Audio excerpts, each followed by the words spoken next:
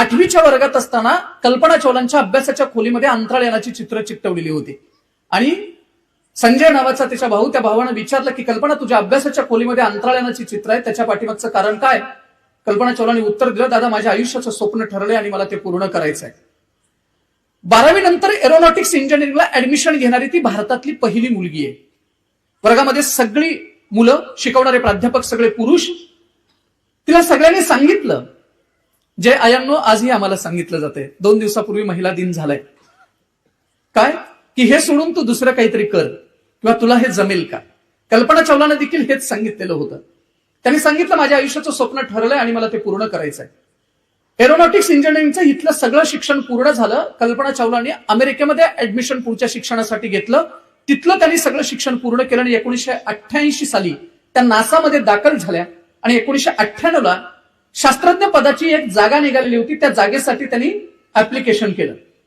जवळजवळ 1200 परीक्षा पास व्हाव्या लागत होत्या. मी 1200 म्हणालो. मुखेडवरून नांदेडला जाऊन यायचं नाहीये.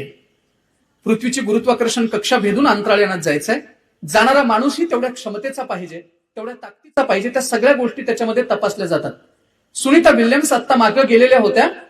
जाताना त्या 8 दिवसासाठी गेलेल्या होत्या. 286 दिवस त्यांना वरती राहावं लागलं होतं आणि त्यांना खाली आणण्यासाठी विशेष मोहीम राबवावी लागली होती. या काय टेस्ट असतात? या 1200 टेस्ट मधल्या बहुतांश टेस्ट ज्या आहेत त्या टेस्ट आजच्या काळात ही समृद्ध जगण्यासाठी अत्यंत गरजेच्या आहेत आणि त्यातल्या बहुतांश टेस्ट ह्या कुटुंब प्रक्रियेतनं पुढे येतात. काय टेस्ट आहेत त्या? ती मुलगी किती वाजता उठते, किती वाजता झोपते, आहार कोणता आहे, विचार करण्याची पद्धत कशी आहे, तिचे मित्रमैत्रिणी कोण आहेत, ती कोणत्या पुस्तकांचं वाचन करते, तिच्या मनामध्ये धाडस आहे का, एकटं राहता येतं का, या सगळ्या टेस्ट त्याच्यामध्ये असतात. आणि यातल्या बहुतांश टेस्ट या कुटुंबातनं त्याची मुलांची तयारी होते.